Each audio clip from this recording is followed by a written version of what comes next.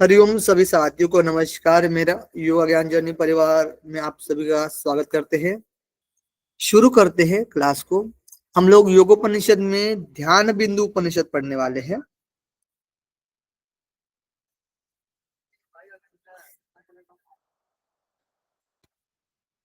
ध्यान बिंदु उपनिषद के बारे में देखते हैं। तो सबसे पहले ध्यान बिंदु उपनिषद जो है वो कृष्ण यजुर्वेद से संबंधित है और इसमें जो है केंद्रीय भाव जो मेन जो है वो ध्यान है। ध्यान बिंदु से ही नाम से प्रतीक हो रहा है आपको ध्यान बिंदु उपनिषद। तो मेन ध्यान पर फोकस किया गया है इस उपनिषद में।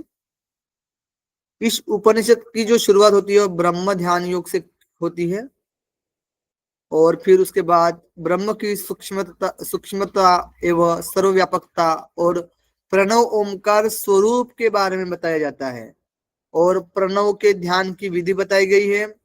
प्राणायाम के साथ प्रणव का ध्यान बताया गया है।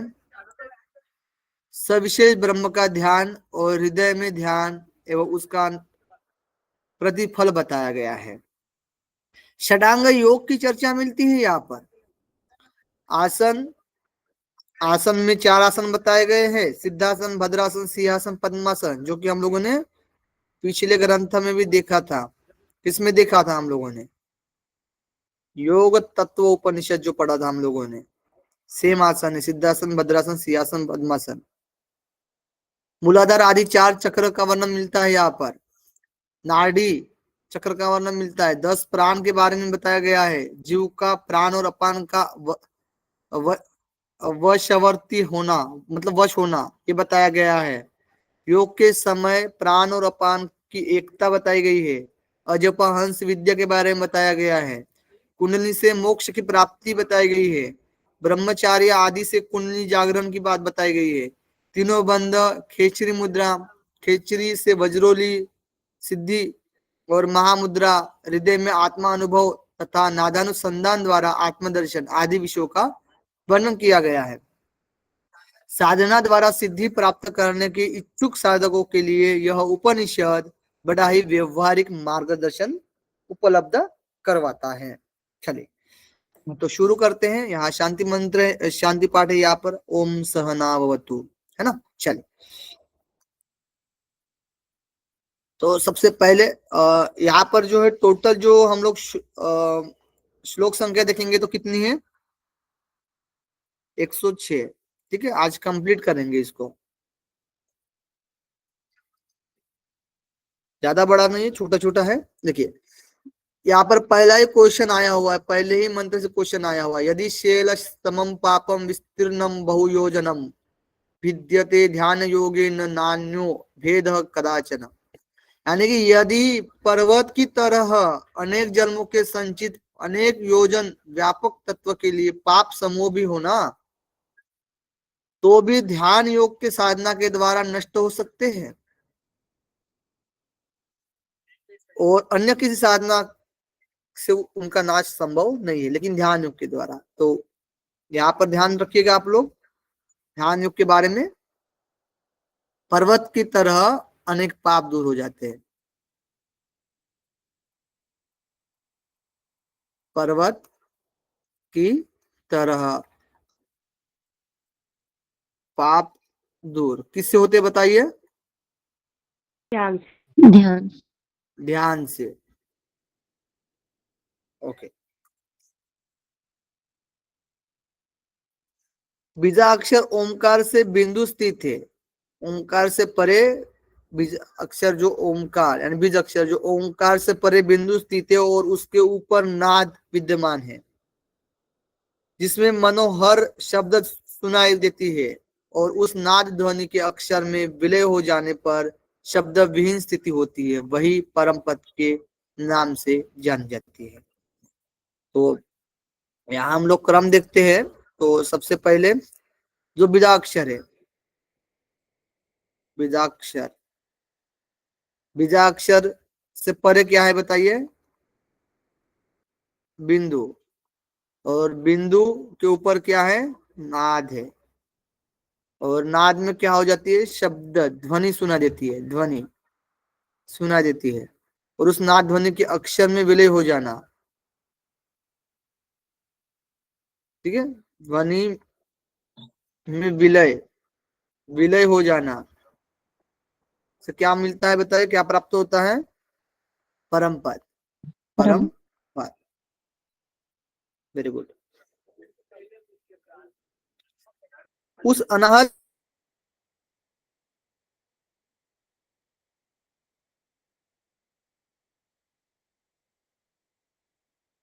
उससे भी परे परम कारण स्वरूप को जो योगी प्राप्त कर लेता है, उसके सब संशय क्या हो जाते हैं? नष्ट हो जाते हैं। उस परम पद को जो प्राप्त कर लेता है।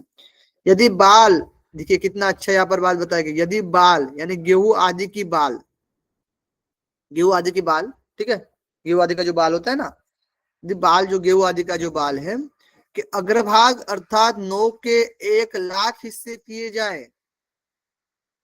देखिए गेहूं का जो बाल है ना, उसका जो नोक है उसके 1,00,000 हिस्से किए जाए तो उसका एक सूक्ष्म भाग जीव कहलाएगा। सूक्ष्म भाग क्या है? वही जीव है। और उसके पुनः उतने भाग अर्थात उसके एक भाग को लेकर यानी 1,00,000 भाग किए जाए, जो एक बचेगा 1,00,000 में से, उसका जो मान लीजिए फिर से 1,00,000 भाग किए जाए तो इन सूक्ष्मतर भागों को ईश्वर कहा जाएगा। तत्पश्चात उस 1,00,000 वे हिस्से के भी 50,000 हिस्से की जाने पर शेष रहे उसके उसके भी साक्ष्य साक्षी आदि विशेषण के भी क्षय हो जाने पर जो सूक्ष्म से भी अति सूक्ष्म शेष रहे, वह उस निरंजन ब्रह्म की सत्ता है। बताइए।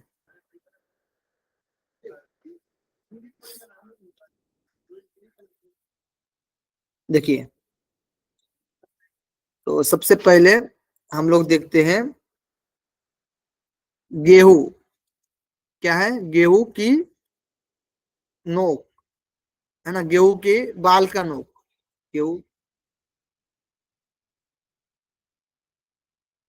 अरे यार,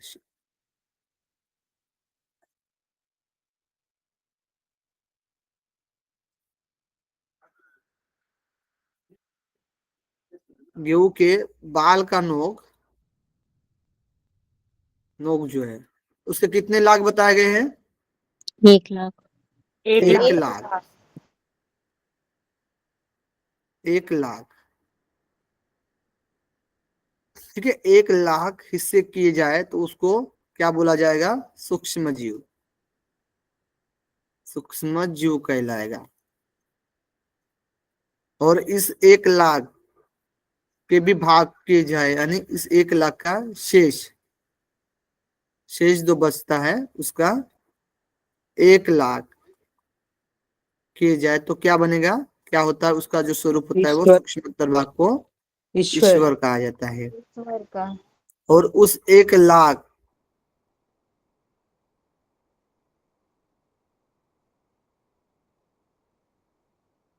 हजार, 50,000 हिस्से किए जाए है ना, 50,000 हिस्से किए जाए, शेष रहे उसे क्या बोलेंगे? ब्रह्म साक्ष्य साक्षी आदि विशेषण के भी क्षय हो जाने पर जो सूक्ष्म से भी सूक्ष्म विशेष सूक्ष्म शेष बचता है वह क्या है? निरंजन ब्रह्म है। ठीक है, वही क्या है? निरंजन, निरंजन ब्रह्म है।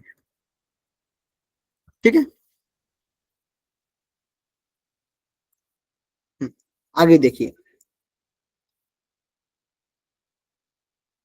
अब जिस प्रकार पुष्प में गंध, दूध में घृत, तिल में तेल तथा सोने की खान के पाषाणों में सोना प्रत्यक्ष रूप से न दिखने पर भी अव्यक्त रूप से तो विद्यमान रहते हैं, है ना। उसी प्रकार आत्मा का अस्तित्व सभी प्राणियों में निहित है। स्थिर बुद्धि से संपन्न मोह रहित ब्रह्मवेत्ता मनियों में पिरोए गए सूत्र की तरह आत्मा के व्यापक तत्व को जानकर उसी ब्रह्म में स्थित रहते हैं। यानी जिस प्रकार, जिस प्रकार, जिस प्रकार पुष्प में क्या है बताइए? गंध पुष्प में गंध, गंध दूध में धृत, धृत, घृत। और तिल में तेल, तेल। वैसे ही प्राणियों में क्या रहता है? प्राणियों में आत्मा। आत्मा। पाषाण में सोना लिखना था सर। तिलों में तेल और पुष्पों में गंध आश्रित है, उसी प्रकार पुरुष के भीतर भी बाहर आत्म तत्व विद्यमान रहता है।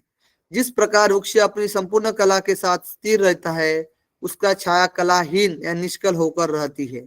छाया जो होती है वो कलाहीन होती है, निष्कल रहती है, उसके पीछे पीछे आती है ना। उसी प्रकार आत्मा कलात्मक स्वरूप और निष्कल छाया स्थानीय माया रूप भाव से सभी जगह विद्यमान रहता है। उसी तरीके से जो आत्मा होता है कलात्मक स्वरूप और निष्कल होता है, निष्कल भाव से सभी जगह में क्या होता है? विद्यमान रहता है। ओम का रूप एक अक्षर ब्रह्म ही सभी मुमुक्षुओं का लक्ष्य रहा है। प्रणव के पहले अंश को अकार, ओम प्रणव के पहले अंश को अकार, अंश अंश अकार में पृथ्वी, अग्नि, ऋग्वेद, भू तथा पितामह ब्रह्मा का लय होता है। दूसरे अंश उकार में बताया गया अंतरिक्ष, यजुर्वेद, वायु, भू तथा जनार्दन विष्णु का लय होता है। तृतीय में बताया गया है कि तृतीय अंश मकार में द्यो, सूर्य, सामवेद, स्व तथा महेश्वर का लय होता है। सबसे पहले हम लोग देखते हैं यहाँ पर लोक। सबसे पहले क्या दिया गया? लोक।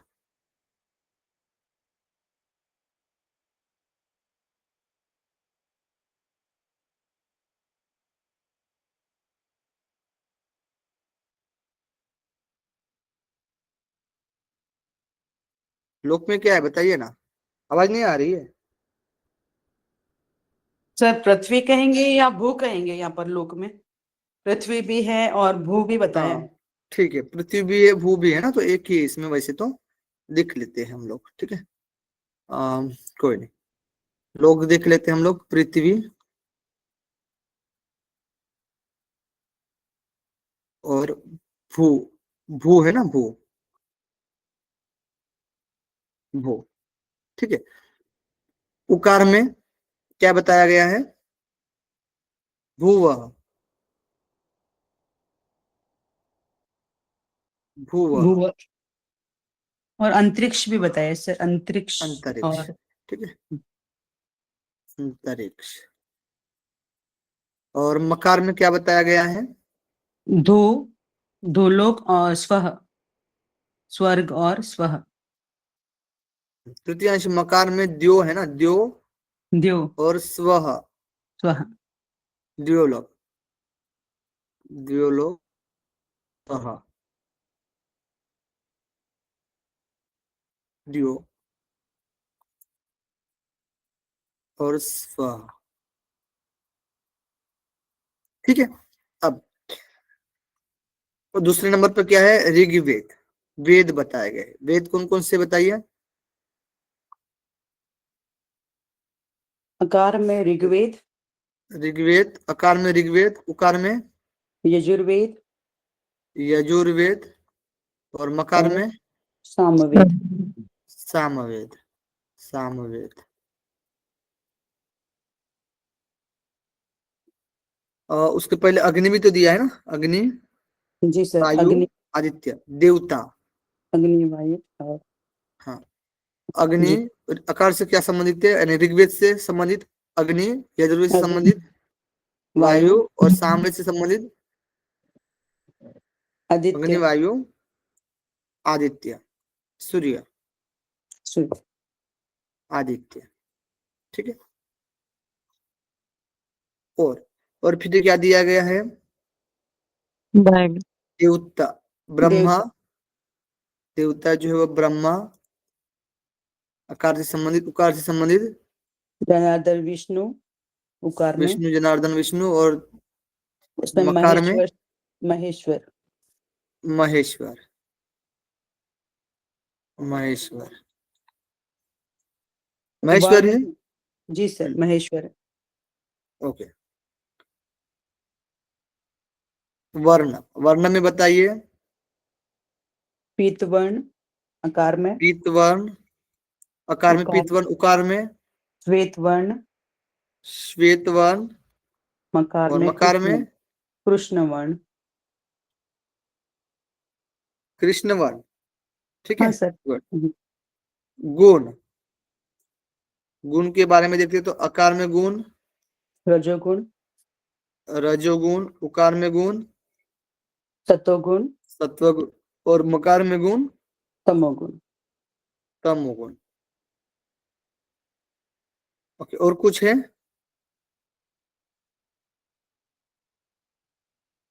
हो गया। बस इतना ही है सर। वेद हो गए, वेद की देवता संबंधित,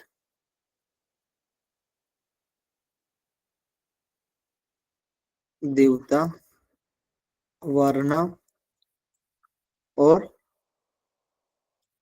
गुण। ठीक है, इस प्रकार से ओमकार 8 अंग और 4 पैर, 3 नेत्रों और 5 देवता से क्या है, युक्त है। चलिए आगे देखिए यहाँ पर।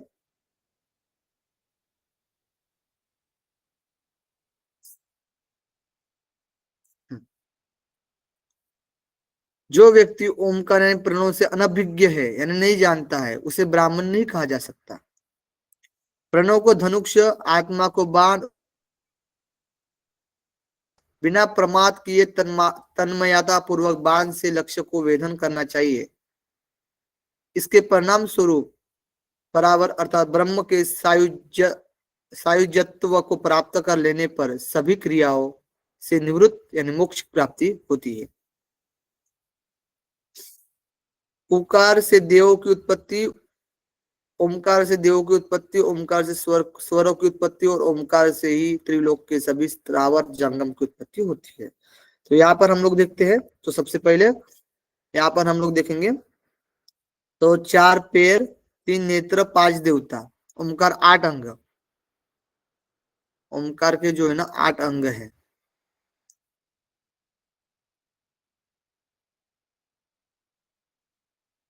ओमकार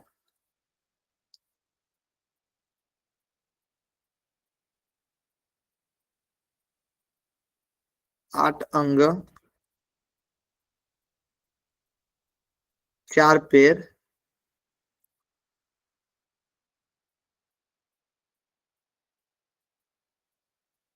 तीसरा है 3 नेत्र, 5 देवता। 3 नेत्र, 5 देवता। देवता, ठीक है। अब देखिए, अब ये जो हम लोगों ने देखा कि प्रणव, प्रणव को नहीं जानता है वो ब्राह्मण नहीं है। प्रणव को धनुष कहा गया है। प्रणव क्या है बताइए? धनुष। धनुष, धनुष। ओ, धनुष, आत्मा क्या है बताइए? बाण, बाण। बाण को, बाण। और ब्रह्म क्या है? लक्ष्य, लक्ष्य। सेम। एक मिनट, मीनाक्षी जी बताइए, और किस ग्रंथ में ये इस तरीके से बताया गया है? हाँ, और ओमकार से ही देवों की उत्पत्ति, ओमकार से उत्पत्ति, उत्पत्ति।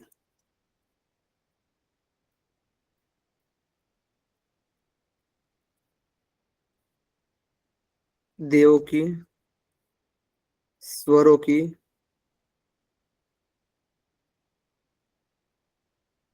स्वर की उत्पत्ति और ओमकार से त्रिलोक की, त्रिलोक की उत्पत्ति।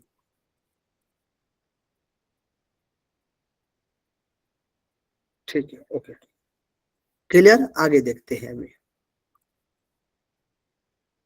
ओमकार ह्रस्व अंश पापों का दहन करता है, दीर्घ अंश अमृत तत्व रूप अक्षय संपदा का को प्रदान करता है, यानी अक्षय यानी क्षय को दूर करने वाला, तथा अर्ध मात्रा से युक्त प्रणव मोक्षदायक होता है।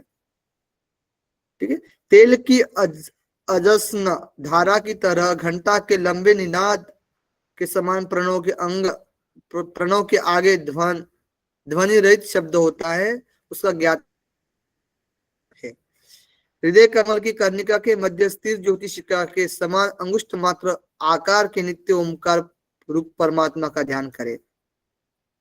तो यहाँ पर बताइए, इंपॉर्टेंट है ये चीजें कि जो हमारा जो रस्व, ओमकार का रस्व अंश, ओमकार ओमकार का जो है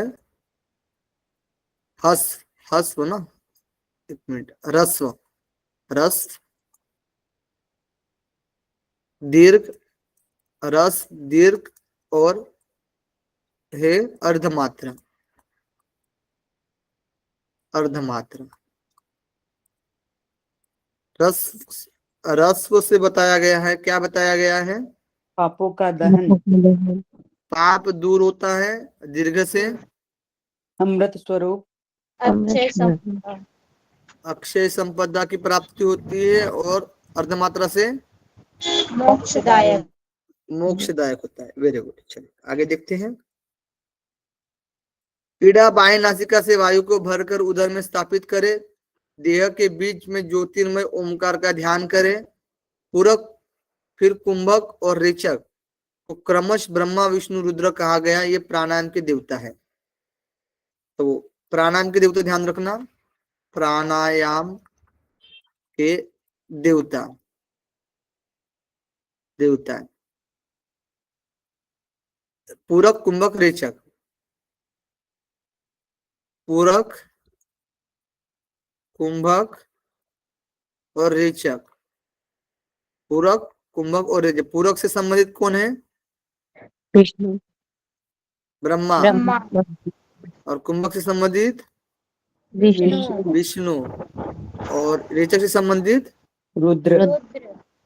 रुद्र, रुद्र। ठीक है, ध्यान रखना, बहुत बढ़िया।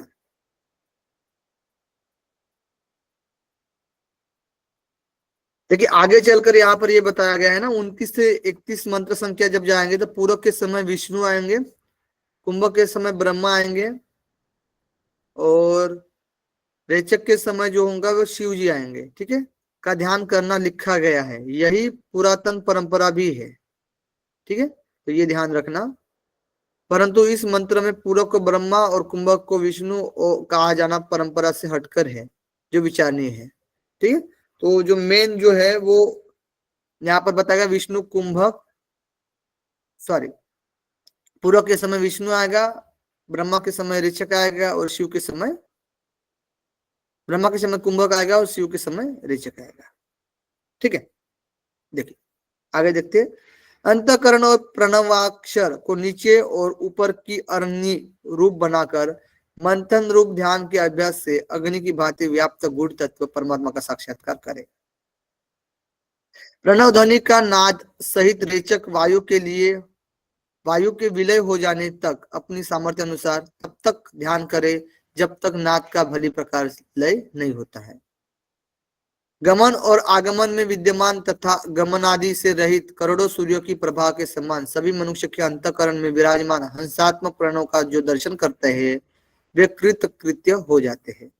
जो मन त्रिगुणमय संसार के सृजन, पालन और सहार का कारण है, उसके विलय हो जाने पर विष्णु के परम पद की प्राप्ति होती है। अष्टदल और 32 पंखुड़ियों से युक्त जो हृदय कमल है, उसके बीच सूर्य और सूर्य के बीच चंद्रमा विद्यमान होता है। चंद्रमा के बीच अग्नि, अग्नि के बीच दीप्ति स्थित होती है और उसके बीच नानाविध रत्नों से सुसज्जित पीठ स्थान है और उस पीठ के बीच निरंजन प्रभु वासुदेव विराजमान है, जो श्री कौस्तुभ मणि एवं मणि मुक्ताओं से विशेष रूप से सुशोभित है। देखिए, तो यहाँ पर जो बताया गया है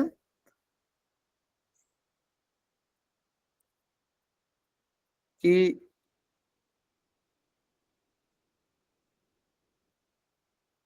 अष्टदल और 32 पंखुड़ियां, अष्टदल और 32 पंखुड़ियां, है ना, पंखुड़ियां से युक्त क्या है? हृदय में कमल है, हृदय कमल के बीच में क्या है? सूर्य। क्या है बताइए? सूर्य। सूर्य के बीच चंद्र, और चंद्र के बीच, चंद्रमा के बीच अग्नि, और अग्नि। अग्नि के बीच दीप्ति, दीप्ति। दीप्ति के बीच रत्नों से नाना सुचित रत्न। पीठस्थान, पीठस्थान है, ठीक है। और पीठस्थान, उस पीठ के बीच में निरंजन प्रभु वासुदेव, वासुदेव विराजमान है। देखिए, तो सूर्य के बाद क्या है? चंद्र। चंद्र के बीच क्या बताया गया है? अग्नि। अग्नि। पिंड अग्नि के बीच दीप्ति। चंद्रमा के बीच अग्नि, अग्नि के बीच दीप्ति, अग्नि के बीच दीप्ति, दीप्ति के बीच नाना रत्नों से सुसज्जित पीठ स्थान। पीठ स्थान, पीठ। और पीठ के बीच मतलब पीठ में, पीठ के बीच पर ही कौन बैठे हैं? निरंजन प्रभु वासुदेव। वासुदेव बैठे हैं, ठीक है।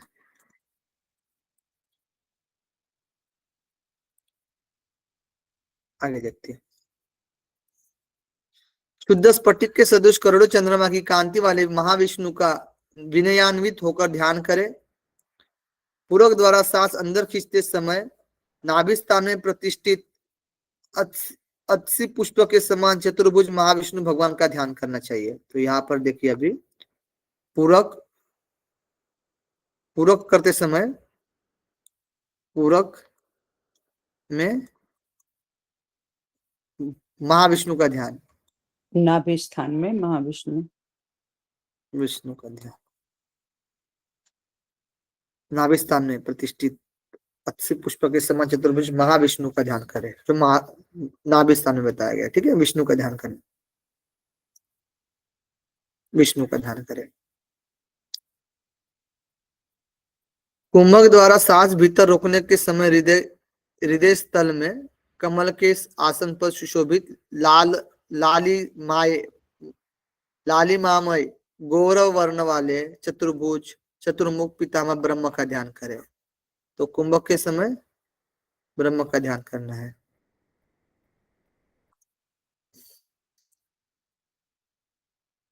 कुंभक के समय हृदय स्थल में, हृदय स्थल में ब्रह्मा का ध्यान, ब्रह्मा का ध्यान, ध्यान, ठीक है। और नाभि में जो था, विष्णु का। नाभि में विष्णु। रेचक से सांस छोड़ते समय ललाट में शुद्ध स्फटिक के सदृश श्वेत रंग के पापसहार भगवान शिव का ध्यान करना है। किनका ध्यान करना है? शिव का ध्यान करना है। त्रिलोचन, ठीक है। त्रिलोचन, ललाट स्तंभ त्रिलोचन,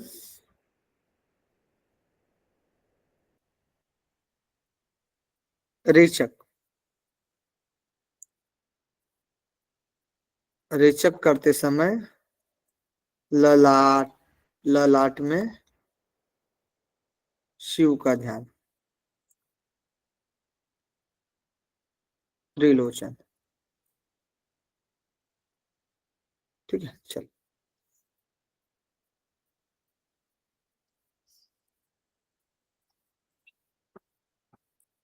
नीचे की ओर पुष्पित हुआ, ऊपर की ओर नाल वाला तथा अधोभाग की ओर मुख किए हुए कदली पुष्प की तरह हृदय कमल में सभी वेदों के आधारभूत भगवान शिव अवस्थित है। 100 अरे वाले, 100 पत्ते वाले और विकसित पंखुड़ियों से युक्त हृदय पद्म में सूर्य चंद्रमा अग्नि का एक के बाद दूसरे का क्रमश ध्यान करना चाहिए। सूर्य चंद्र और अग्नि के बोध हेतु सर्वप्रथम हृदय कमल के विकसित होने का ध्यान करें। तत्पश्चात हृदय कमल में स्थित बीजाक्षरों को ग्रहण करके ही अचल चेतनावस्था की प्राप्ति होती है। 3 स्थान, 3 मार्ग, त्रिविध ब्रह्म, त्रयाक्षर, त्रिमात्रा तथा अर्धमात्रा में जो परमात्मा स्थित उसके ज्ञाता ही वेद के तात्पर्य के ज्ञाता है। यहाँ कुछ सांकेतिक शब्द प्रयुक्त किए हैं जिनका तात्पर्य इस प्रकार होता है। त्रिस्थान, अवस्थात्रय, जागृत, स्वप्न, सुषुप्ति, त्रिमार्ग यानी धूम, अंचिम, अगत्ति, ब्रह्मत्रय यानी विश्व, विराट और ब्रह्म, त्रयाक्षर यानी अकार, उकार, मकार। ठीक है, त्रिमात्राएं रस, दीर्घ और प्लुप्ता। दीर्घ घंटा निदात के सदृश, तेल की अवच्छिन्न धारा की तरह तथा बिंदुनाद और कला से अतीत उस परम तत्व ओमकार को जानना ही वही क्या है, वेदज्ञ है, यानी जानने वाला है। बिंदुनाद कला से परे है। ठीक है, बिंदुनाद कला, बिंदु नाद कला से परे कौन है बताइए? ओमकार। ओमकार।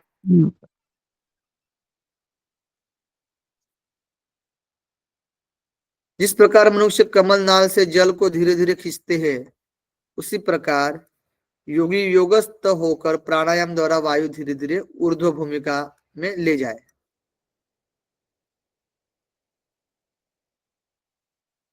प्रणव की अर्धमात्रा को रस्सी बनाकर हृदय कमल रूपी कूप नाल यानी शिशुनार्ग द्वारा जल रूपा कुंडलिनी को भोग के मध्य में लय करे। नासिका के मूल से लेकर भोग के बीच में जो ललाट स्थान है, नासिका के मूल से लेकर भोग के बीच में जो ललाट स्थान है, वहां तक अमृत का स्थान बताया गया है, वही ब्रह्म का निवास बताया गया है। ठीक है, ब्रह्म का निवास।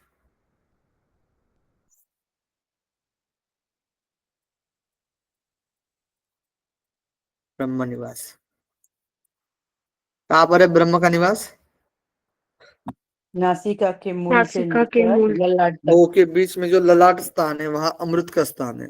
ललाट में अमृत स्थान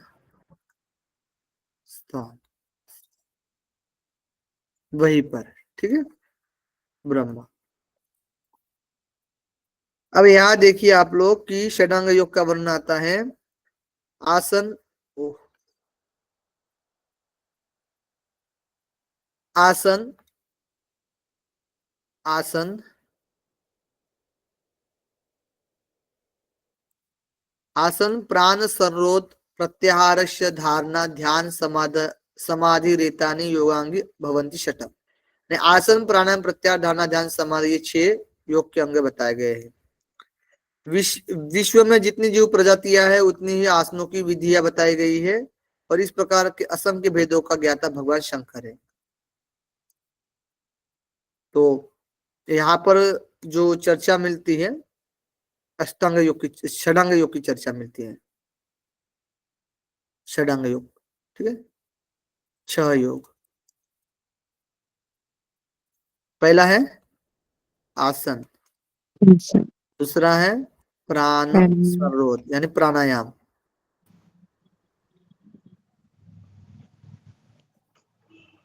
तीसरा है प्रत्याहार, प्रत्याहार, चौथा है धारणा, धारणा, पांचवा है ध्यान, ध्यान, छठवा है समाधि। समाधि। Very good. ठीक है, आसन के लिए क्या बताया गया? जितने जीव जंतु है, जीव जंतु है ना,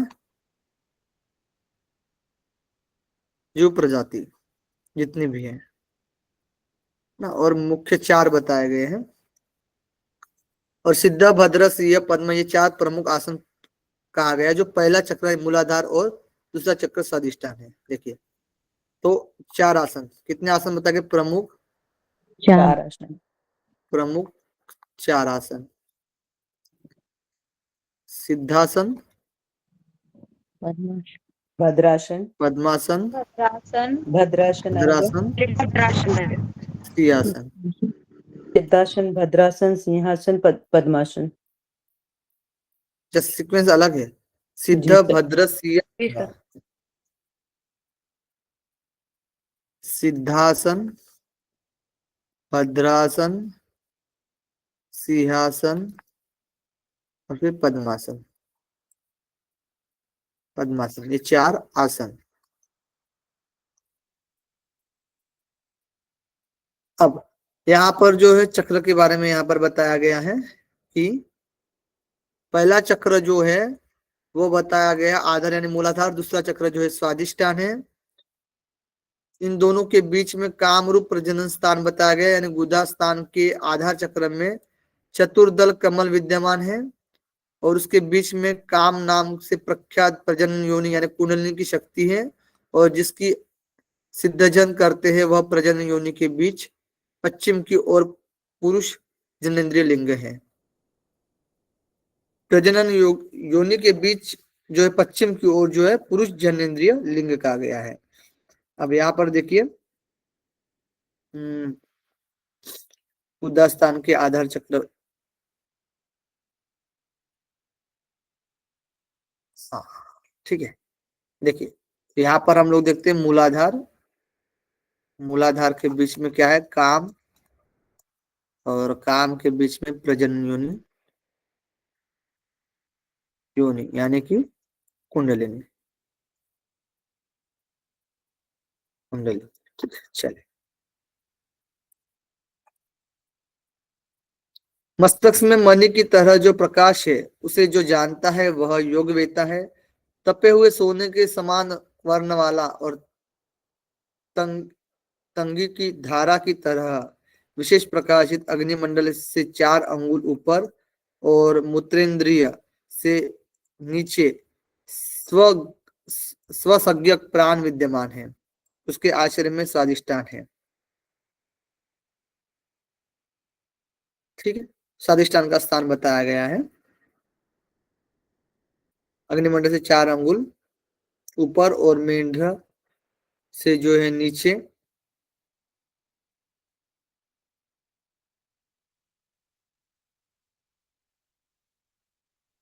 ठीक है चलिए, उसके बाद स्थित स्वादिष्टान चक्र को मेंढ्र कहा गया है या क्वेश्चन आता है जहां मणि के प्रकाश की तरह वायु से पूर्ण शरीर है। नाभि मंडल में स्थित चक्र को मणिपुर कहा गया है और 12 दल से युक्त महाचक्र में पुण्य पाप का नियंत्रण रहता है। ठीक है, तो यहाँ पर देखिए किसकी चक्र की चर्चा मिलती है। मूलाधार हो गया, दूसरा यहाँ पर जो बताया गया है स्वादिष्टान बताया गया, दूसरा जो है वो स्वादिष्टान है। स्वादिष्टान इसी को बोला गया है कि मेंढर भी कहा जाता है, मेंढर भी कहा जाता है। तीसरा जो बताया गया है मणिपुर चक्र, मणिपुर चक्र में 12 दल, 4 6 10, तो 12 दल से युक्त महाचक्र में पुण्य पाप का नियंत्रण होता है। 12 चक्र बहुत जगह पर दिया गया है ना मणिपुर चक्र में, जहाँ पर पुण्य और पाप का नियंत्रण रहता है, महाचक्र भी कहा जाता है। महाचक्र पुण्य पाप का नियंत्रण।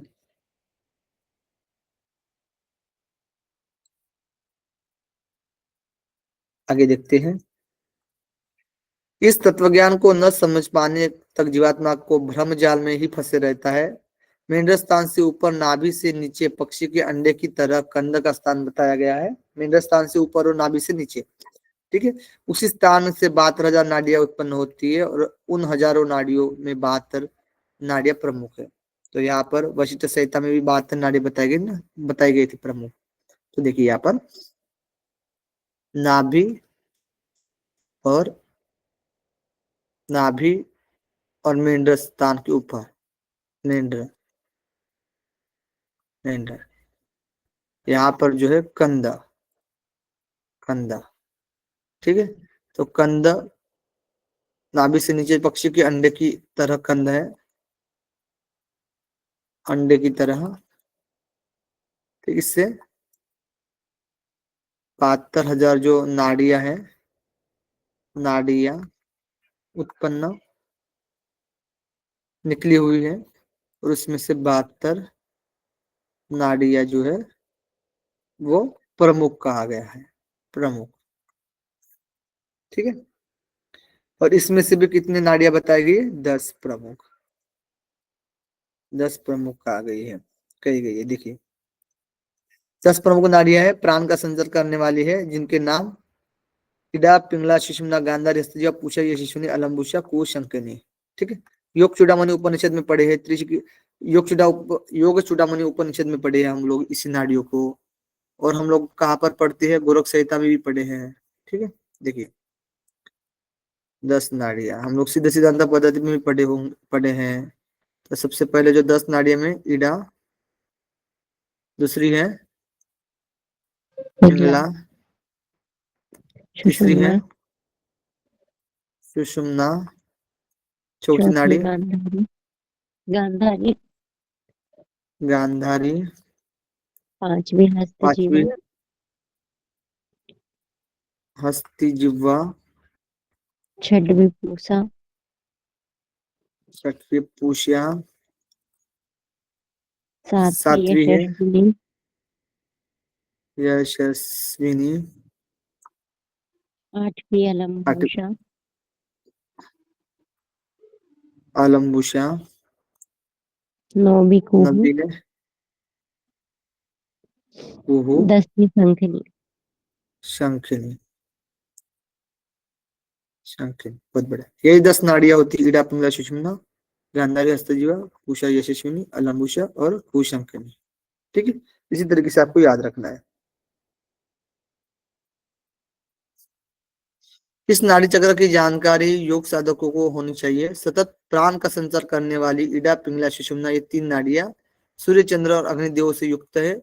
इडा बाएं नासी बाई और, पिंगला जो है दाई और सुषुम्ना जो होती है इनके बीच में होती है। तीनों नाड़ियां प्राण के संचार मार्ग के रूप बताए गए। प्राण, अपान, समान, उदान, व्यान, नाग, कुर्मक, कल, देवदत्त, धनंजय, ये 10 प्राण है। और प्राणादि 5 प्राण प्रख्यात बताए गए और नागादि 5 प्राण उपप्राण बताए गए। ठीक है। देखिए तो सबसे पहले इडा, पिंगला और सुषुम्ना जो है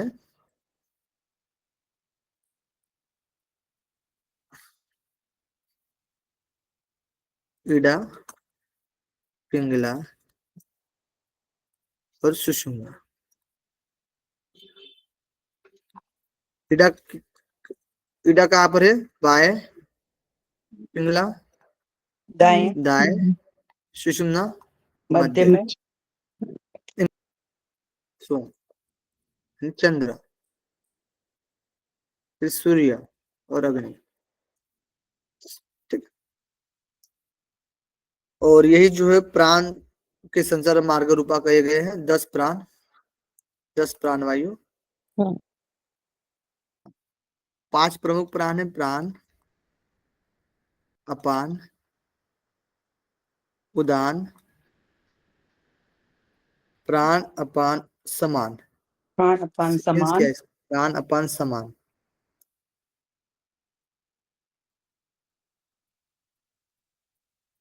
समान, उदान, उदान, उदान और उदान, व्यान। व्यान।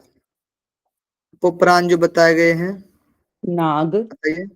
नाग, कूर्म, कूर्मा, क्रिकर, रिकल, देवदत्त, धनंजय, देवदत्ता धनंजय। और धनंजय। ठीक, वेरी गुड।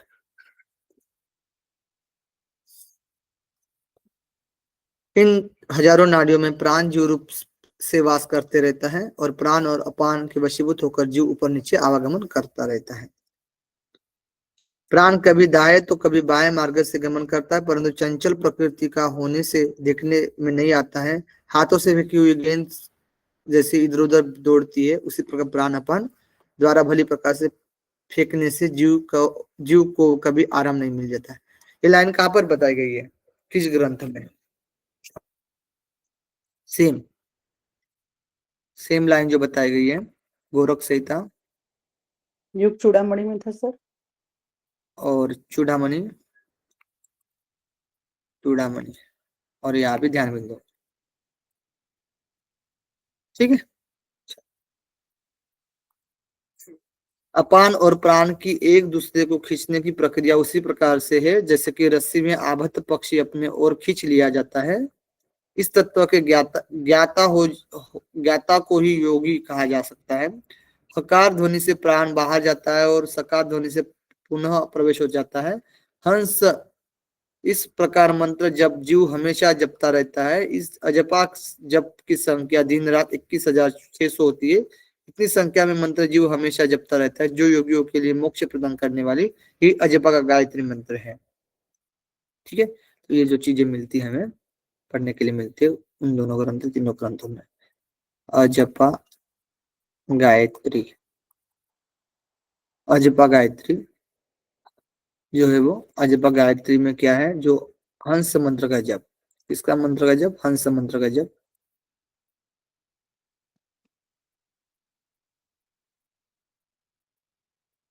हंस, हंस, सोहम हंस मंत्र का जप दिन में 21,600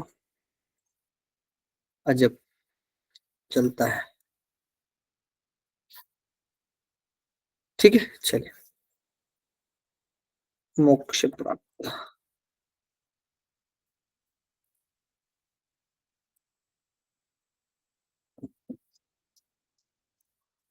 बताइए यहाँ रखना है या कंप्लीट करना है? ज्यादा तो है नहीं,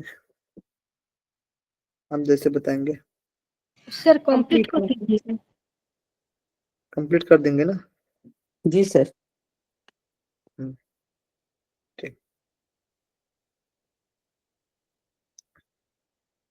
चलिए तो आगे देखिए।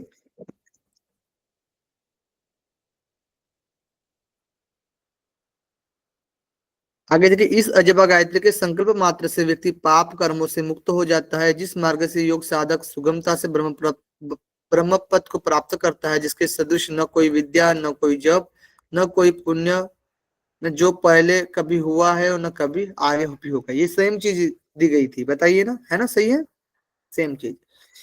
वन्य योग द्वारा जागृत होने वाली जो परमेश्वरी कुंडली उस द्वार पथ को अपने मुंह से आच्छादित करके प्रसुप्त स्थित स्थिति में वह जागृत किए जाने पर सुषुम्ना मार्ग से मन और प्राण वायु के साथ ऊर्ध्वगमन करती हुई इस सुई के धागे को साथ ले जाती है। योगी मुक्ति द्वार को कुंडलिनी की शक्ति द्वारा उसी प्रकार उद्घाटित करते हैं जैसे ताली से प्रयास पूर्वक दरवाजे को खोला जाता है। यानी जो चाबी से, ठीक है, दरवाजे को खोला जाता है, लॉक को खोला जाता है। परमेश्वरी कुंडलिनी को परमेश्वरी कहा गया है। परमेश्वरी स्वरी,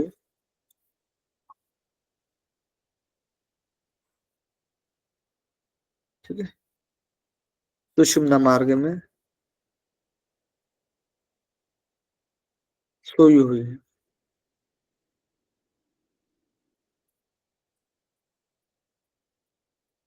चलिए, सुदृढ़ रूप में पद्मासन लगाकर दोनों हाथों को संपूर्णित करके ठोड़ी से वक्ष भाग को यानी कंटकूप को दृढ़ता पूर्वक दबाकर चित्त में स्वरूप का ध्यान करते हुए बार बार अपान वायु को ऊपर और चलायमान करता हुआ अंदर खींची हुई प्राण वायु को नीचे छोड़ता हुआ योग साधक अतुलित कुंडली शक्ति के सामर्थ्य बोध को प्राप्त करता है। जो योग साधक पद्मासन में बैठकर नाड़ी द्वारा से प्राणवायु को खींचकर कुंभक द्वारा उसे रोकता है, वह सुनिश्चित रूप से मोक्ष को प्राप्त करता है निस्संदेह। ठीक है, तो पद्मासन बैठकर नाड़ी द्वारा यानी प्राणवायु को खींचता है और कुंभक करता है। पूरक और कुंभक मोक्ष प्राप्त।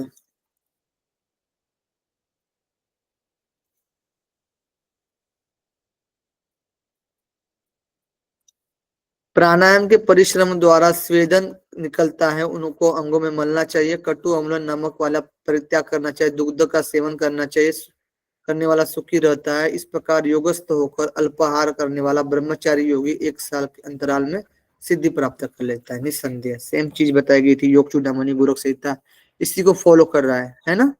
है या नहीं है, बताइए। जी सर। बस आपको याद क्या रखना है भाई? याद तो सब कुछ हो गया मुझे लग रहा है, बस याद ये रखना है कि किस ग्रंथ में क्या दिया गया है, यही याद रखना है ना। वही नहीं होता है सर। वही नहीं होता। आ, हो जाएगा, ये सब हो रहा है तो वो सब होने में ज्यादा समय थोड़ा ना लगेगा जी, हो जाएगा वो भी, है ना।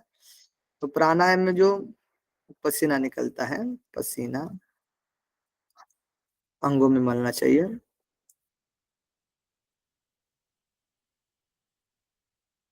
मलना। कुछ मेरे वीडियो है, ठीक है, कंपेरेटिव, वो देख लेना, बहुत जरूरी हो जाते हैं, ठीक है, वो वीडियो देख लेना आप लोग सबसे पहले। अभी समय है आपके पास तो वो देख लेना, है ना। पसीना अंगों में मलना चाहिए, पसीने को, और कटु, अम्ल, अम्ल और लवण, लवण का त्याग करना चाहिए, त्याग करना चाहिए। और शीर, शीर पान करना चाहिए, यानी दूध का पान करना चाहिए।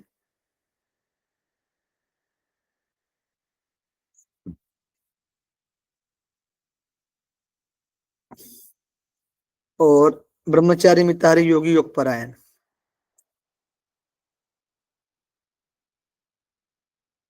ब्रह्मचारी हो, चारी, मिताहारी, योगी और योग परायण को जो सिद्धि है वो 1 साल में, 1 वर्ष में सिद्धि प्राप्त।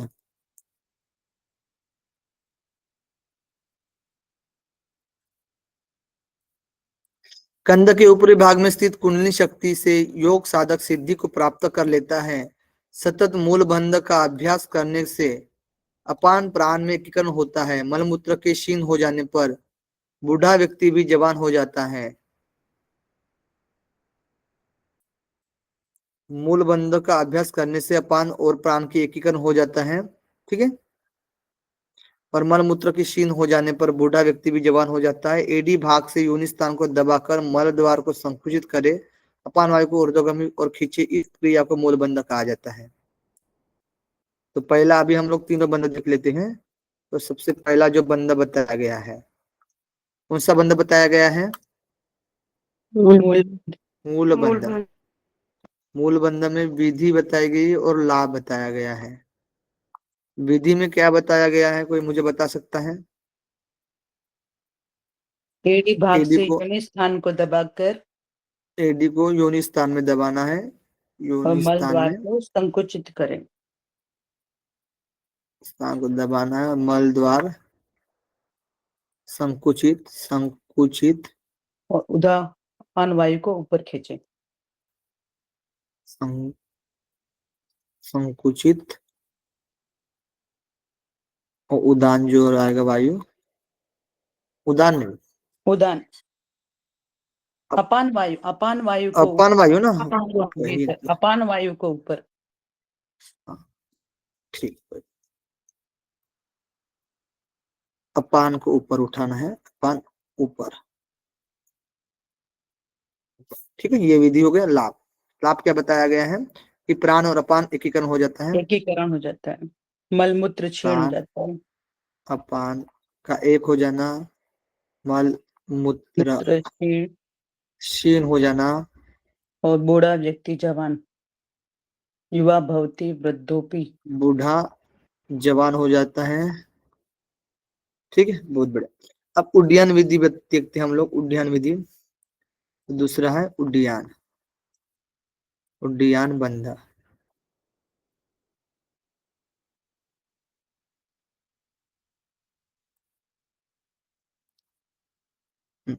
देखिए, तो उड्डयन बंध में कहा गया है कि जिस प्रकार थका हुआ पक्षी उड़ने की क्रिया करता है ऊपर जाकर, उसी प्रकार पेट की पश्चिम तान क्रिया, पेट को पीछे की ओर सिकोड़ने के साथ नाभि को ऊपर की ओर खींचना, पेट पीछे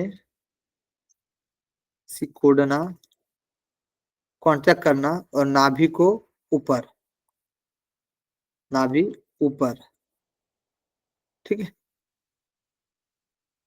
यह उड्डयन बंधन मृत्यु के निमित्त उसी तरह से जैसे गजराज के लिए सिंह निमित्त बनता है। मृत्यु मातंग केसरी। मृत्यु मातंग केसरी, ठीक है, आप देख लेते हैं, इसमें लिख लेते हैं मृत्यु मातंग केसरी। और योग तत्व उपनिषद में किसमें मृत्यु मातंग केसरी बताया गया था? जालंधर बंद में। जालंधर में। जालंधर बंध में। अंदर जालंधर बंद में। बंध, बहुत बढ़िया। जिसमें अब जालंधर बंध देखते हैं, जिसमें शिराबंध, शिरोनभ यानी शिरा शिरोनभ आकाश से उत्पादित जल को नीचे आने की अपेक्षा ऊपर ही अवरुद्ध कर दिया जाता है, उसे जालंधर बंध कहा जाता है। इससे कर्मबंधन और पापजन्य दुखों का नाश हो जाता है। जालंधर बंध करते समय कंठ को सिकोड़कर वायु को क्या करना, वायु की गति को रोक की जाती है और अमृत की अग्नि में गिरने की संभावना नहीं रहती है। ये अभी पिछले ग्रंथ में भी यही सब चीजें पढ़ रहे थे हम लोग, है ना, त्रिशि की ब्राह्मण योग तत्व उपनिषद में भी यही सब तो देख रहे थे। खिचड़ी मुद्रा उसे कहते हैं। अब यहाँ पर पहले देख लेते जालंधर बंधन। नंबर तीसरा जो हमारा है वो कौन सा है? जालंधर, जालंधर बंधन। तो विधि क्या बताई गई है? कंठों को सिकोड़ना है, और आकाश से कंठ उत्पादित जल को नीचे सिकोड़ना, आने पर अवरुद्ध कर लेना, कंठ जालंधर। सिकोड़कर, कंठ सिकोड़कर वायु की गति को रोकना, गति रोकना, रोकना, ठीक है। अमृत बचाता है, लाभ जो है वो अमृत, कर्म बंधन, पाप जन्य रोग, पाप जन्य रोग और अमृत, ठीक है।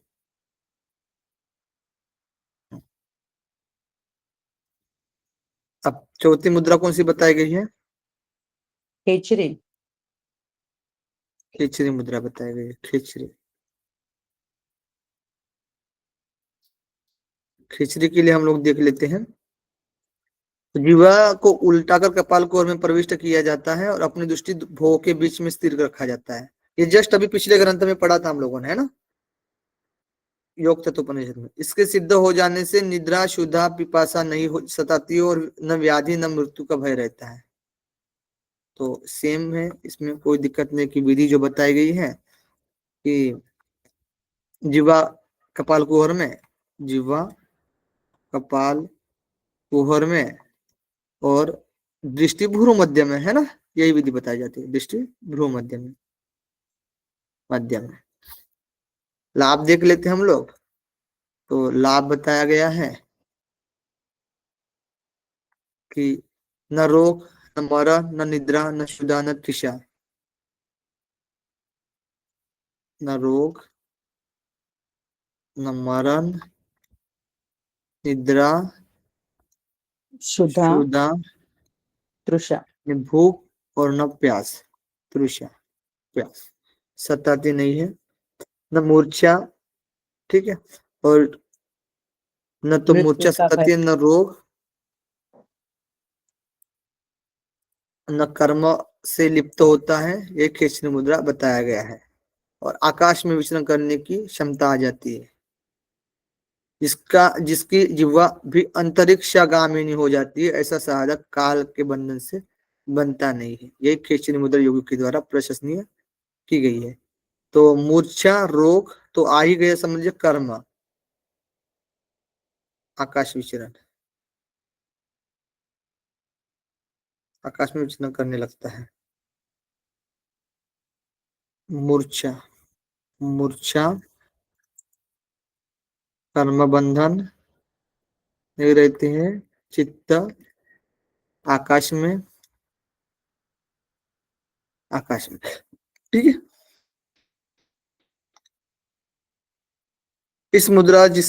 इस मुद्रा द्वारा जिसने तालु के छिद्र को अवरुद्ध कर दिया है, उसके द्वारा स्त्री समागम से भी वीर्य का शरण नहीं होता है।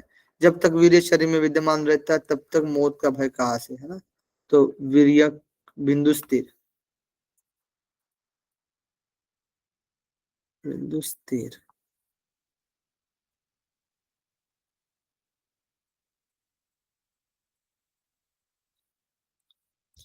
आगे देखिए, खींचनी मुद्रा में रहते हुए वीर्य का शरण संभव नहीं है, फिर भी किसी तरह यदि वीर्य स्खलित भी होने जाएगा तो योनि में चला जाए तो भी उसे हठ शक्ति पूर्वक योनि मंडल से पुनः ऊपर की ओर खींचना चाहिए।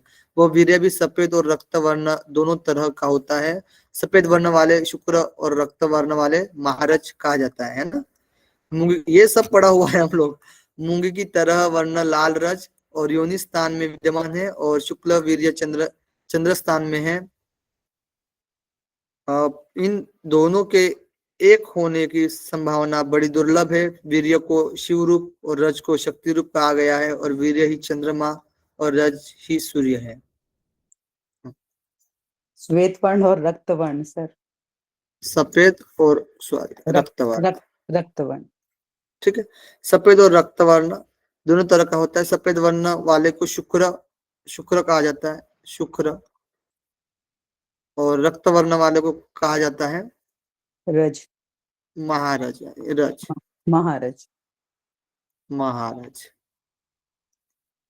मूंगी की तरह वर्ण लाल वर्ण वाला रज योनि स्थान में विद्यमान होता है। रज जो होता है योनि स्थान में विद्यमान रहता है, और शुक्ल वीर्य चंद्र स्थान में होता है। शुक्र जो होता है, शुक्ल जो होता है, शुक्ल जो होता है तो चंद्र स्थान में होता है, चंद्र स्थान में। वीर्य को विशिव रूप कहा गया है, इसको शिव रूप, और शिव रूप रस को शक्ति रूप कहा गया, शक्ति रूप। वीर्य ही चंद्रमा है, रज ही सूर्य वीर्य है। क्या है? चंद्रमा है, और रज ही सूर्य है। ठीक, चलिए। इन दोनों के संयुक्त होने पर परम देह की प्राप्ति होती है। वायु को शक्ति से संचालित किए जाने से रज अंतरिक्ष की ओर प्रेरित होता है, और सूर्य से संयुक्त होकर दिव्य शरीर को प्राप्त करता है।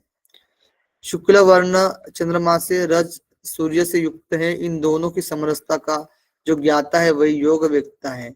नाड़ियों में स्थित मल के शोधन के लिए सूर्य और चंद्र के सहयोग तत्व वात, पित्त, कफ आदि रसों की भली प्रकार से पोषण किए जाने को महामुद्रा कहा गया है। महामुद्रा के बारे में आ रहा है चर्चा। वक्षस्थल को ठोड़ी से और बाई एडी से योनि स्थल को दबाकर प्रसारित दाहिने पैर को हाथों से पकड़कर कुशी युगल को श्वास से भरकर, यानी पेट को श्वास से भरकर कुंभक करने के बाद धीरे धीरे श्वास को बाहर निकाल दे, यानी श्वास को बाहर निकाल दे। इसी योग को द्वारा सर्व पाप नाशिनी महामुद्रा कहा गया है। तो 5 मुद्रा देखी थे, 5 हो गए ना, छठवा है ना, 6 नंबर है ना, 5 नंबर, 5वां महामुद्रा। महामुद्रा क्या है? ये सर्व पाप नाशिनी, सर्व पाप नाशिनी। तो विधि आपको पता है, सेम ही विधि है, नो डाउट। कि हम लोग क्या करते हैं, लेफ्ट लेग जो रहेगा, ठीक है, लेफ्ट पैर जो क्या करते हैं हम लोग योनि स्थान में लगाते हैं, योनि स्थान में। और राइट लेग जो रहेगा वो सीधा रहता है, सीधा रहता है। और हम लोग क्या करते हैं, जालंधर बंधा वक्ष, या जालंधर, जालंधर और बाई एडीसी, ठीक है, ये हो गया। और फिर श्वास भर के कुंभक, पूरक, कुंभक,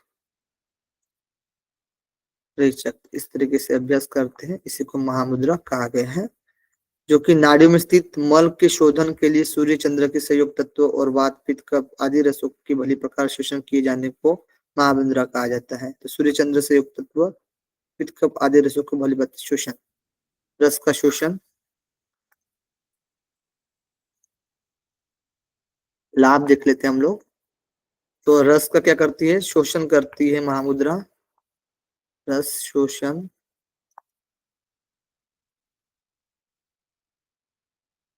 शोषण करती है। ठीक है, और सर्व पाप दूर करते हैं। सर्व पाप दूर। आगे देखते हैं।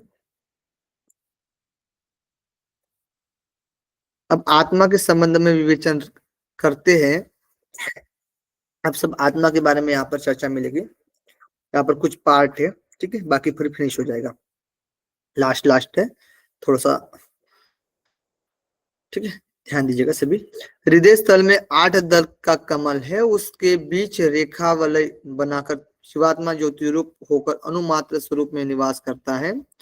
वह सर्वज्ञाता, सब कुछ करने वाला, सब कुछ उसी में प्रतिष्ठित। उसका ऐसा विचार है कि सभी चरित्रों को मैं ही करता हूँ, भोगता हूँ, सुखी दुखी, काना लंगड़ा बहरा, गूंगा दुबला और मोटा हो। इस प्रकार उसका स्वतंत्र व्यवहार रहता है। आत्मा का व्यवहार यहाँ पर होता है, ठीक है। आत्मा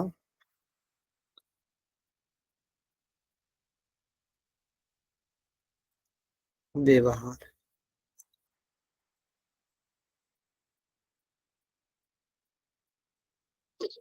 उस अष्टदल कमल का पूर्व दिशा वाला दल सफेद रंग का है। उस दल में रहते हुए धर्म और भक्ति भाव में मति रहती है। जब आग्नेय दिशा के लाल रंग के दल में निवास होता है, तब मति निद्रा और आलस्य से युक्त हो जाती है। आग्नेय दिशा, देखिए यहाँ पर दिशा बताया गया है। दिशाएं, हमारी दिशा में क्या क्या मति होती है, क्या क्या किस प्रकार से हमारा व्यवहार होता है, ठीक है। दिशाएं, जो 8 जो दिशाएं बताए गए हैं, जो मेन दिशा होती है ना, पूर्व पश्चिम उत्तर दक्षिण, और दोनों के बीच में, मतलब दो दो के बीच में, ठीक है। तो देखिए 8 दिशा में हमारा किस प्रकार से व्यवहार होता है, इसी के बारे में बताया गया है। तो सबसे पहले यहाँ पर जो चर्चा की गई है कि पूर्व दिशा है। पूर्व दिशा में बताया गया है कि दल सफेद रंग का होता है। दल जो होता है, दल कैसा होता है बताइए? श्वेत। सफेद सफेद। और श्वेत वर्ण। उस दल में रहते हुए धर्म और भक्ति भाव से मति होती है। हमारी बुद्धि जो होती है, हमारा जो भक्ति भाव भाव, होता है, भक्ति ठीक है, भाव और धर्म करना। धर्म और भक्ति, भक्ति में मति होती है ना, मति यानी बुद्धि होती है। नंबर 2, आग्नेय। आग्नेय, आग्नेय दिशा में लाल रंग। लाल रंग, दल, दल जो होता है वो लाल होता है ना, लाल। जी।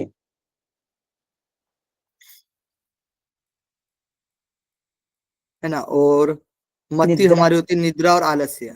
निद्रा आलस्य वाले। मति जो होती है निद्रा और आलस्य, निद्रा और आलस्य। आलस्य।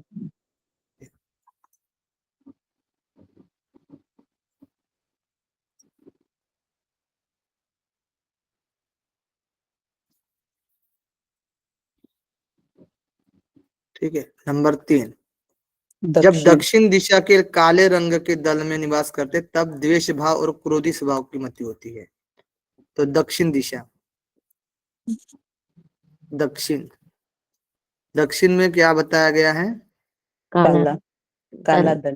दल। रंग जो होता है वो काला और द्वेष भाव और क्रोधी, क्रोध भाव। और क्रोध।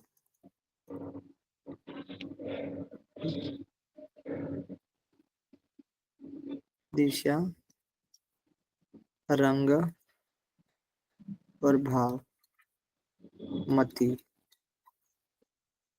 नंबर 4, नंबर 4 बताया गया है नैऋत्य। नैऋत्य दिशा में नीले रंग वाला दल निवास करता है, करने पर पाप कर्मों और हिंसक वृत्ति होती। तो नैऋत्य,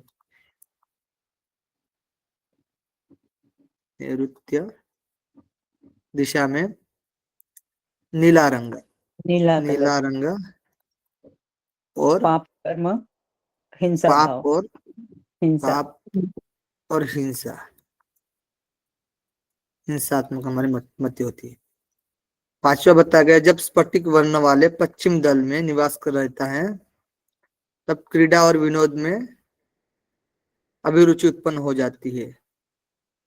वायव्य कोण के माणिक्य वर्ण वाले दल में निवास होने पर घूमने फिरने और वैराग्य भाव की ओर झुका होता है। पश्चिम दल में निवास करता है, यानी पश्चिम भाग बताया गया ना, पश्चिम। जी सर। पांचवा पश्चिम, पश्चिम भाव दल में जब निवास करता है तब क्रीड़ा और विनोद, क्रीड़ा और विनोद, विनोद की जो होती है मति होती है, अभिरुचि, क्रीड़ा विनोद में अभिरुचि होती है। और वायव्य कोण, वायव्य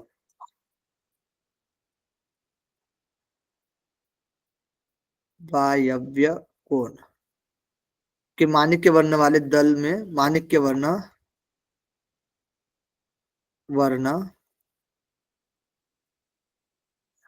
स्फटिक वर्ण है ना, यहाँ पर जो पश्चिम में होगा स्फटिक वर्ण, स्फटिक, स्फटिक, जी स्फटिक, स्फटिक वर्ण। और वायव्य कोण में माणिक्य वर्ण वाले दल में निवास होने पर घूमने फिरने और वैराग्य भाव, घूमना फिरना वैराग्य भाव। जब उत्तर में बताया गया है,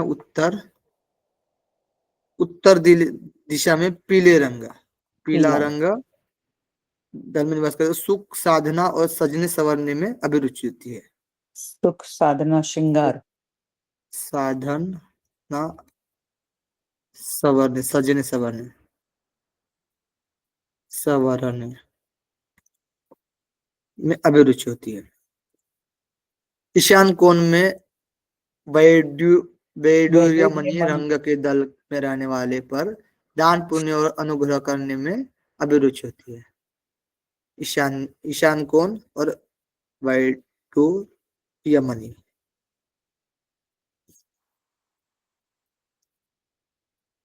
ईशान कौन?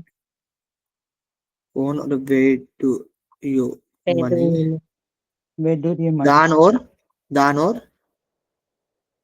अनुग्रहित भाव, दान अनुग्रह भाव, पुण्य और अनुग्रह करने के बाद, दान पुण्य अनुग्रह करना का भाव होता है। ठीक है। जब जोड़ों के संधियों में मति वास करते तब वात पित्त कफ से संबंधित बीमारी होती है। जोड़ों के मध्य मति, तो पता है आपको, जोड़ों के मध्य रहेगा तो वात पित्त कब करेगा गड़बड़, है ना। जी सर। वात, इसमें किसका स्थान होता है सीधे सिद्धांत पद्धति के अनुसार? जोड़ों में पात का, अपान वायु, जोड़ों में है भूत प्रेत भूत राक्षस, अभी पढ़ा सब था ना आप पढ़ते लोगों जा ने? रहे, जी सर पढ़ते जा रहे हैं, आगे पाठ हो रहा है, पीछे का सब पाठ हो रहा है। नहीं ऐसा नहीं होगा। नहीं, रिवीजन करेंगे तो हो जाएगा सर, अभी हो रिवीजन जाएगा। इसीलिए तो यहाँ पर कनेक्ट हो रहा है ना, जोड़ों के मध्य में मति वात को दूर करती है। ठीक है। जब मति मध्य में रहती है तो सब कुछ जानने और गाने नाचने पढ़ने में आनंद होता है। मति मध्य में जानने, सब कुछ जानने, गाने, नाचने में, पढ़ने में। जब आंख श्रमशील रहती है तो उसे विश्राम देने के उद्देश्य से पहली रेखा का आश्रय लेकर बीच में निमज्जन करती है। वह प्रथम रेखा बंदूक पुष्प के वर्ण वाली होती है, जिससे निद्रावस्था की प्राप्ति होती है। निद्रावस्था के बीच में ही सपनावस्था रहती है, और सपनावस्था के बीच में देखी गई, सुनी हुई, अनुमान की हुई संभावित बातों की कल्पना करने से जो श्रम करना पड़ता है, उस श्रम के निवारार्थक द्वितीय रेखा वलय में डुबकी लगाती है। वह दूसरी रेखा वीर बहुटी के वर्ण की है, जिससे सुषुप्ति अवस्था होती है। इस सुषुप्ता अवस्था में बुद्धि मात्र परमेश्वर से संबंध रखने वाली और नित्य मन बोध स्वरूप का होती है, इसके पश्चात ही परमेश्वर की प्राप्ति संभव है। तृतीय रेखा वल्लय बनाकर जब पद्मराग वर्ण वाले रेखा में निमज्जन किया जाता है तब तुर्यावस्था प्राप्त होती है। इसमें बुद्धि मात्र परमात्मा से संबंध जोड़ने वाली और नित्य बोध स्वरूपा होती है। इस अवस्था में बुद्धि को धीरे धीरे सबसे पृथक करते हुए धैर्य पूर्वक मन को आत्म केंद्रित करके अन्य कुछ भी विचार नहीं करना चाहिए। तो इसमें जो 4 अवस्था बताई गई, तो 4 अवस्था नोट डाउन कर लेंगे हम लोग। तो अवस्थाएं 4 अवस्था पहली कौन सी है? जागृत। जागृत, दूसरी है स्वप्न। अपने स्वप्न। तीसरी है सुषुप्ति, सुषुप्ति। सुषुप्ति। सुषुप्ति। सुषुप्ति, चौथी है तुर्यावस्था।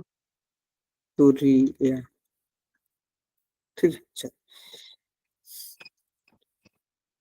तब प्राण और अपान एकीकरण करके संपूर्ण जगत को आत्मस्वरूप मानते हुए लक्ष्य पर ध्यान केंद्रित करे। तुर्यावस्था प्राप्त होने पर द्वंद्व भाव मिटते ही सभी कुछ आनंद स्वरूप लगने लगता है। जब तक जीव में देह धारणा रहती है तभी तक वह उसमें निवास करता रहता है। बाद में परमात्मा तत्व की प्राप्ति होती है। इसी मार्ग से मोक्ष और आत्म दर्शन दोनों की प्राप्ति होती है तुर्यावस्था में। ठीक है। चारों मार्ग से संयुक्त महाद्वार की ओर गमन करने वाले वायु के साथ स्थिर होने पर अर्ध त्रिकोण में जाकर परमात्मा का साक्षात्कार होता है। पूर्व में कथित त्रिकोण स्थान से ऊपर पृथ्वी आदि 5 रंग वाले तत्व ध्यान के योग्य है। इसके स्थान 7 बीज वर्ण और स्थान युक्त प्राणादि 5 वायु ध्यान के योग्य है। यकार जो नीले बादलों के समान है वह प्राण का बीज है। रकार जो है आदित्य रूप वर्ण अग्नि रूप अपान का बीज है। और लकार जो बंदूक पुष्प के रंग वाला है पृथ्वी रूप व्यान का बीज है। शंख के रंग वाला वह कार है जीव रूप उदान का बीज है। और हकार जो स्फटिक प्रभाव युक्त आकाश रूप समान का बीज है। हृदय नाभि नासिका कान तथा पैर का अंगुष्ठा ये समान प्राण के स्थान है। अब यहाँ पर देखिए, देख लेते हैं आकाश। आकाश ठीक है। आकाश जाते हकार स्फटिक प्रभाव युक्त आकाश रूप समान का बीज है। आकाश जो है वो हकार है। हकार बीज क्या है? हकार है उसका। और आकाश रूप समान का बीज है। समान वायु कौन सा आएगा? समान आएगा। समान का बीज है। हृदय नाभि नासिका कान तथा पैर का अंगुष्ठा ये समान प्राण के स्थान है। स्थान का कोई मैटर नहीं करता है। ठीक है। हकार स्फटिक प्रभा युक्त आकाश रूप। स्फटिक प्रभा, स्फटिक प्रभा। ठीक है। स्फटिक प्रभा। वायु के लिए लकार बंदूक पुष्प के रंग वाला पृथ्वी रूप व्यान का बीज शंख के रूप में वाला वकार जीव रूप उदान का बीज है। ल व अब यहाँ पर पृथ्वी बताएगा ल, तो बंदूक पुष्प के रंग वाला कौन सा पुष्प आएगा? बंदूक।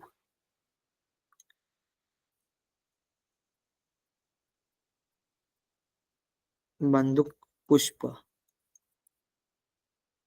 के रंग वाला पृथ्वी रूप व्यान का बीज, व्यान का बीज है। शंख के रंग वाला वकार जीव रूप उदान का बीज है। अब यहाँ पर जल में जो आता है ना वकार आएगा। वकार ल व यानी वम जीव रूप शंख के रंग, शंख वर्ण जो आएगा शंख आएगा। और इसका जो आएगा उदान आएगा। उदान आएगा। फिर आदित्य रूप वर्ण अग्नि रूप अपान का बीज है। यानी अग्नि जो रहेगा, ठीक है, इसमें जो अपान आएगा और आदित्य रूप वर्ण आएगा। वर्ण कैसा रहेगा? आदित्य रूप। आदित्य वही लाल वाला जो रहेगा। ठीक है। आदित्य रूप और रम वर्ण और रम। र फिर यकार जो नीले बादलों के समान है वह प्राण का बीज है।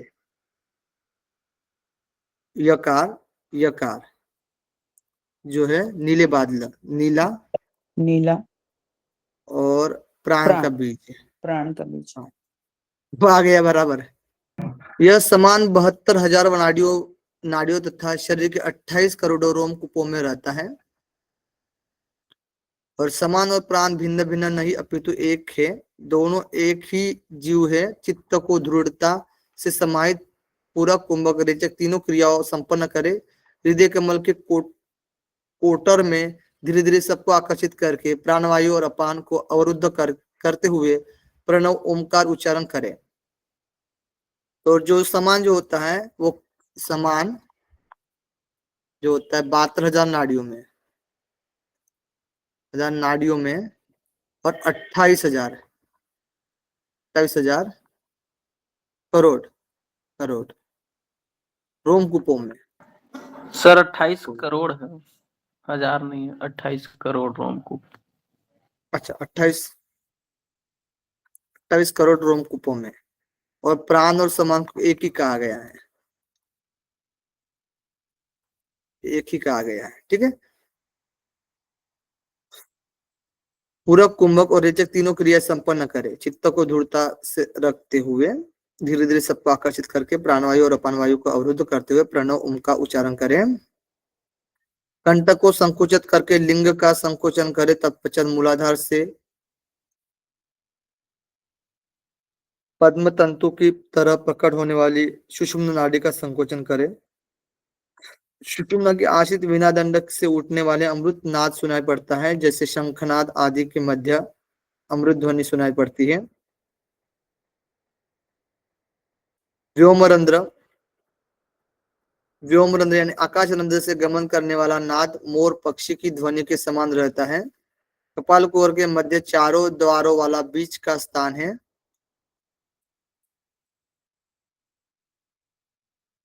व्योमरंध्र आकाश रंध्र से गमन करने वाला नाद मोर पक्षी ध्वनि के समान रहता है। कपाल कुहर के मध्य चारों द्वार वाला बीच का स्थान है। व्योम में सूर्य के सुशोभित होने के समान ही आत्मा यहाँ प्रतिष्ठित है। ब्रह्म प्राप्ति के स्थान पर ब्रह्मरंध्र में को दंड धनुष द्वय के बीच शक्ति स्थित है। जहां मन को तल्लीन करके अपने आत्मस्वरूप का साक्षात्कार करते वही रत्नों से ज्योतिषमान नाद बिंदु महेश का स्थान है। जो पुरुष इसका ज्ञाता है वह केवल्य पद को प्राप्त कर लेता है। इस प्रकार यह उपनिषद बताया गया है। ठीक है, इसी तरीके से उपनिषद समाप्त होता है हमारा। क्लियर।